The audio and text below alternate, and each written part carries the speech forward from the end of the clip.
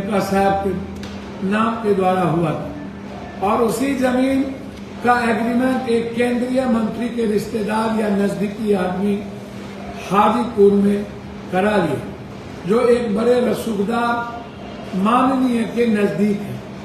मैं पहले भी कहा, मैं सबसे आग्रह करूंगा कि आपके भीतर डर किस बात की हो, आप गलत आदमी को गलत क्यों नहीं करें।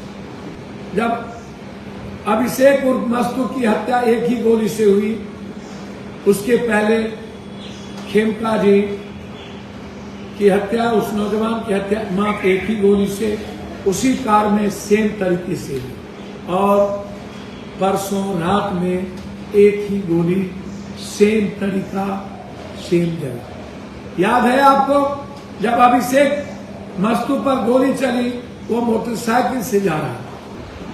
याद करिए, मैं बार बार कहता हूं, या जो राजनीतिक पार्टी है जो एक दूसरे को गाली गलौज देने में लगे हुए, कोई कहता है अमुक पार्टी का अध्यक्ष चोर है, कोई कहता है जंगल राज था, कोई कहता है उससे बड़ा जंगल राज है। मैं उस राजनीति में नहीं जाना चाहता। मैं याद करना चाहूंगा और तमाम नेताओं को कि जब गुंजन जी की हत्या हुई थी, इस बीच में एनडीए की सरकार के बाद इंडिया की सरकार बनी। 2 साल विपक्ष के नेता से मैं आग्रह करूंगा और लोगों से कि आप जरा मुझे बताइए कि आपकी सरकार भी बनी, आप सब लोग मिलकर उस हत्या की पूरी जांच क्यों नहीं करा? क्या कारण है कि उस हत्या का केस को ड्रॉप कर दिया? 4 लोग कौन फंसे थे, किन कारणों से फंसा?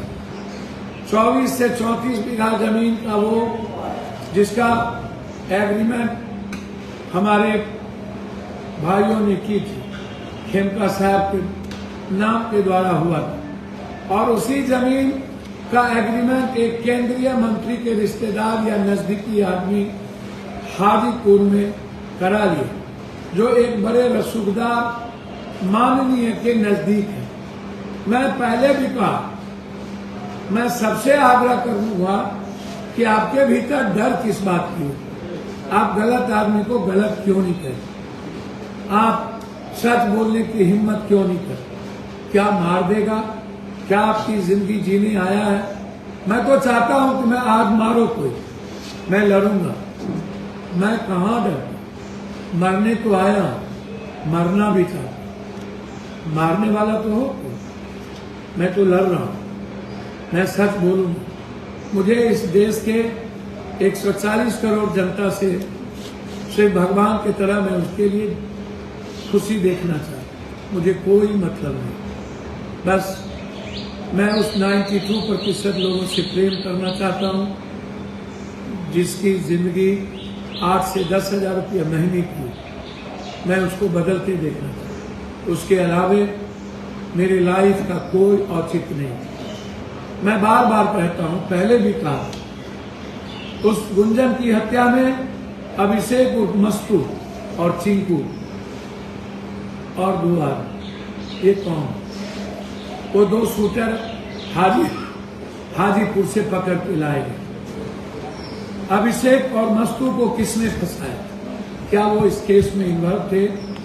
यदि वो इन्वॉल्व थे, अभिषेक उर्फ मस्तू और चिंकू, तो मैं जानना चाहूंगा अभिषेक उर्फ मस्तू के का जब बेल हुआ तो उसको फिर किसने गोली? वही एक गोली जिस तरह हाजीपुर में मात्र एक गोली से उसकी हत्या हुई थी, वही शूटर अभिषेक मस्तू की हत्या करता है। वही शूटर कौन है? वो शूटर अजय वर्मा जी का शूटर है कि कोई और है? क्या अजय वर्मा मोहरा बन रहा है?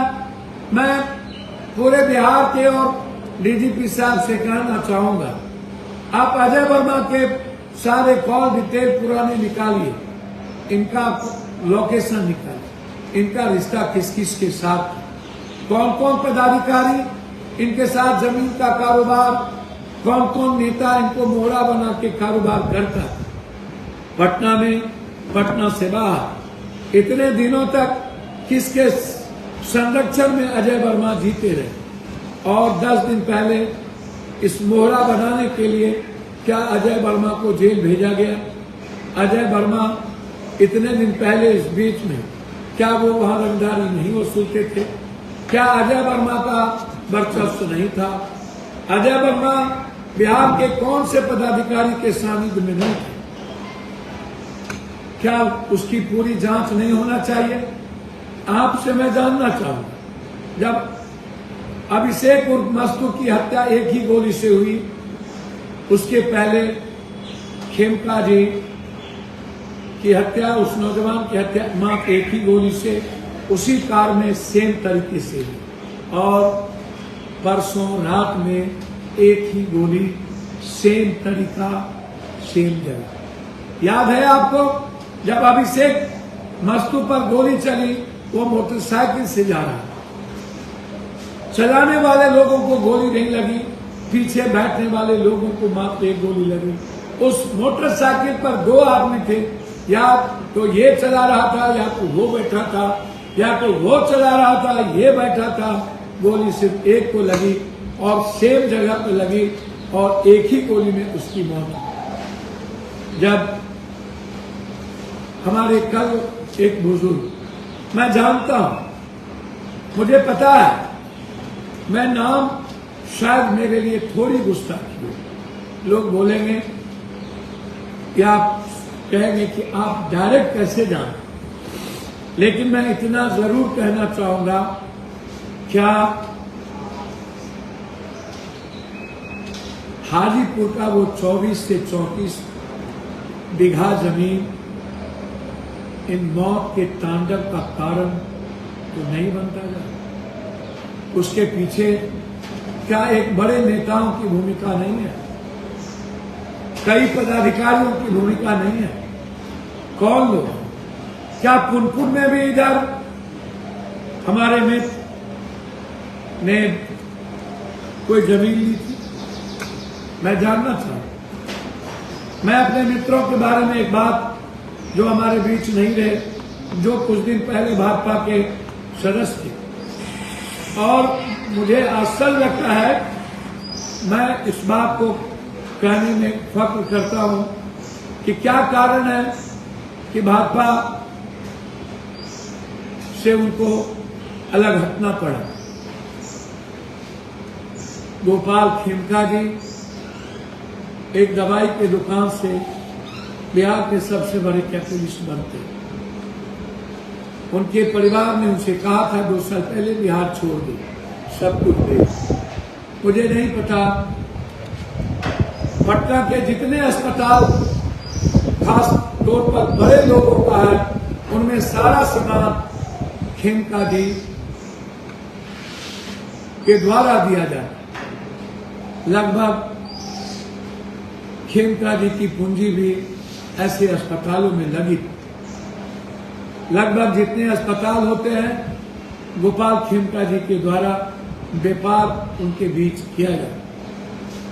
पुनपुन में भी कहा गया एक ऐसी जमीन के बारे में जिसमें चर्चा हुई कि खेमका जी ने को जमीन ली। लेकिन मैं आता हूं उन जगहों जब कोई पुलिस सीधा डायरेक्ट बियोर जेल जाकर के छापा मारती है और तुरंत एक प्लॉट बनाना शुरू करती है, और वहीं से होता है हमें ये पुर्जी मिली, 3 मोबाइल मिला और हम आगे बढ़ गए। तब तक आप केस को खत्म करिए। मैं आदरणीय मुख्यमंत्री जी, डीजी साहब विनय बाबू, आप ईमानदार अफसर हैं, मैं जानता हूं आप पैसे नहीं लेंगे, आप कभी पैसे को हाथ नहीं लगाएंगे, लेकिन बिहार और समाज तो वही है। जब भट्टी साहब इस बिहार में न रह पाए, क्या विनय बाबू आपको कुछ लोग रहने देंगे? आपको ऐसा लगता है जब भट्टी साहब को टॉलरेट नहीं कर पाया, तो आप जैसे ईमानदार आदमी को कैसे टॉलरेट? मैं आपसे आग्रह करूंगा विनय बाबू, आप गोपाल खेमका की केस को सुलझाने के पहले आपको हाजीपुर के संदर्भ में जानना पड़ेगा। मैं फिर कह रहा हूं, जो शूटर है वो भागा तो हाजीपुर, लेकिन मेरा दिल कहता है, मेरा मानना है कि वो शूटर कहीं ना कहीं पटना सिटी के बीच का। आप इसको पता जरूर करें, जानने का प्रयास जरूर करें। वह आंख में धूल झोंकने की बात है। नीरज जी, मेरा आपसे विनती है, आप कल चिल्ला चिल्ला के कह रहे थे जेल चला।